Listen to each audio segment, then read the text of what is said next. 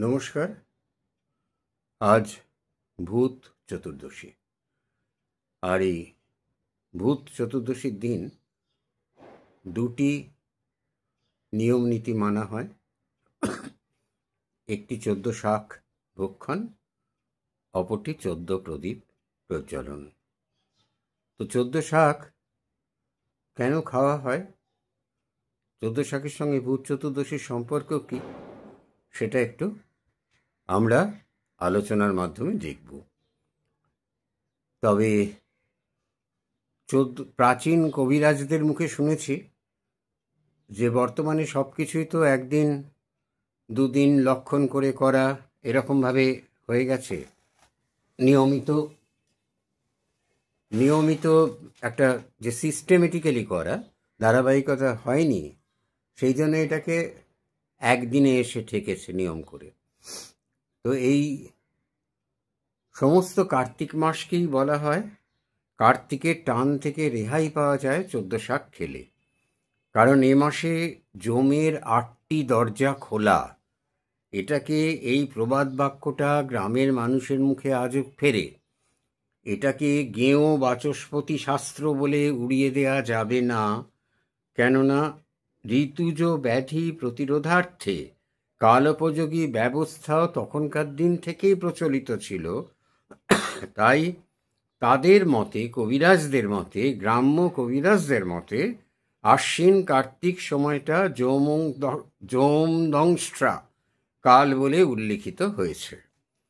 এবং পরবর্তীকালে নব্য স্মৃতিকার আমাদের রঘুনন্দন ষোড়শ শতাব্দীতে তার অষ্টবিংশতি তত্ত্বের অন্যতম গ্রন্থ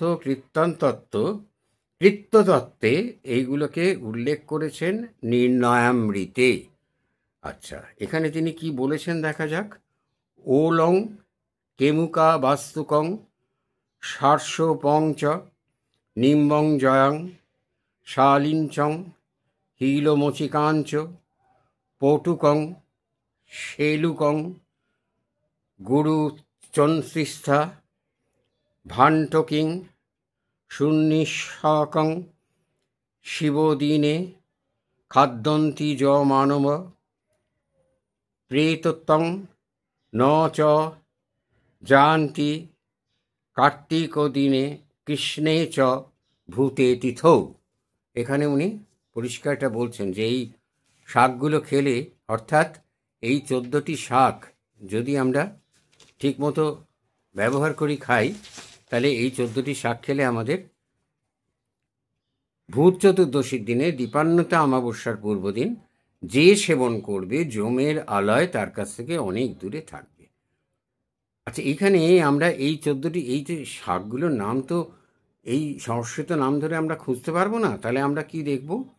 আমরা দেখব ওল, কেউ, বেতো, কালকাসুন্দে, সরিষা, নিম, জয়ন্তী, শালিঞ্চ বা সাঞ্চে, গুরুচি বা গুলঞ্চ পাতা নেওয়া হয়, পটুক, পটলপত্র, শেলুকা, হিলমৌচিকা, হিঞ্চে, ভণ্টাকি, ঘেঁটু বা ভাঁট শাক, শুনিসন্নক, শুশনি শাক।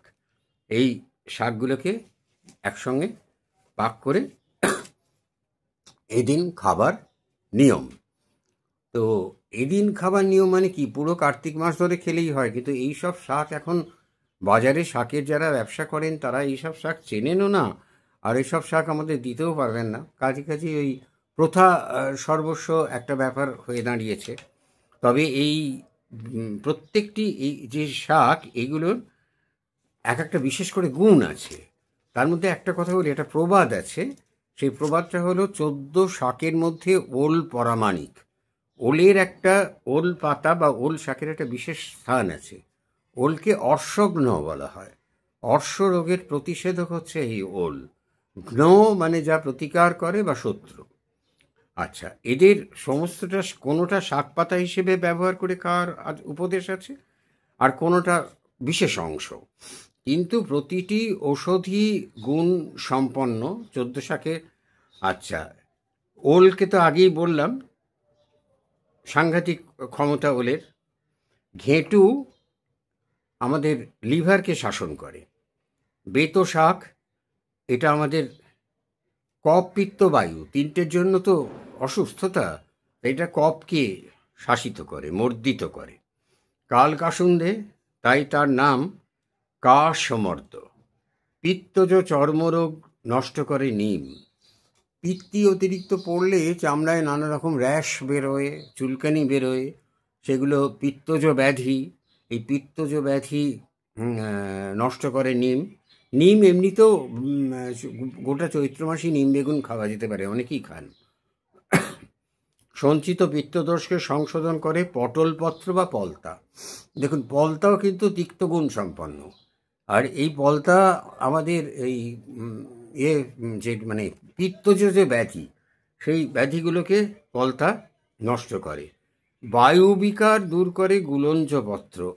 আমাদের অনেকেরই অ্যাসিডিটি, শরীরে বায়ু, অতিরিক্ত বায়ু হওয়া ইত্যাদি হয়, বা অনেকে বলে বায়ু চড়ে গেছে মাথায়। সে বায়ুজ যে ব্যাধিগুলো পরিবর্তনজনিত এবং তরুণ সর্দি, এর হাত থেকে রক্ষা করে এই গুলঞ্চ। সুস্থ থাকতে গেলে এরও তো যথেষ্ট প্রয়োজন। সেলুকা যেরকম আমাদের ইন্টেস্টাইন এটা ক্লিয়ার রাখে। আচ্ছা, আর ক্ষুধাবর্ধক, রুচিকারক। এটা ক্ষুধা বর্ধন করে, রুচি বাড়ায়, সর্বশেষে শুষ্নি বা সুনিসন্নক স্নিগ্ধ, ঘুম পাড়িয়ে দেয়। আমরা তো অ্যাটিভান খাই, তারপরে আপনার নানা ধরনের ঘুমের ওষুধ, কাম্পোস টাম্পোস, হানাথানা ইত্যাদি খাই। এটা না খেয়ে যদি একটু সুনিসন্নক বা শুষ্নি শাক খাওয়ার অভ্যাস করি, তাহলে আমাদের এই একটা শরীরে স্নিগ্ধতা এলে ঘুম আপনি আসবে। এগুলো শরীরে স্নিগ্ধতা নিয়ে আসে। আর এই প্রসঙ্গে একটা কথা বলে রাখি যে আয়ুর্বেদে শাক শব্দের অর্থ অত্যন্ত সুবিস্তৃত।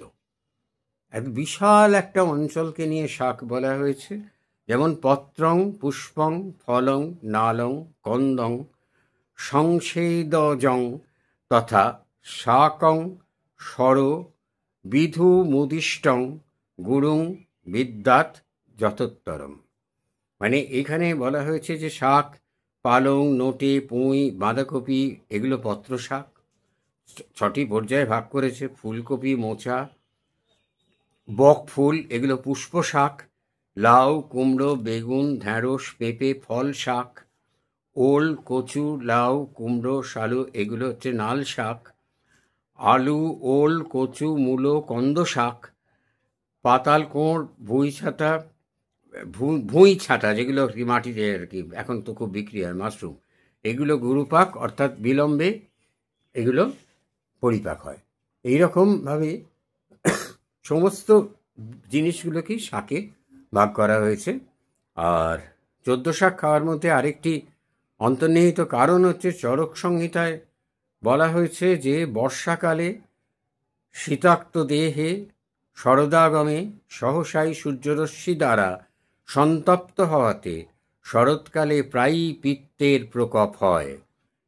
সে এই হেতু এই দ্রব্যগুলির একক অথবা সমষ্টিগত ব্যবহার ধর্মের অনুশাসনে বাধ্যতামূলক করা হয়েছে।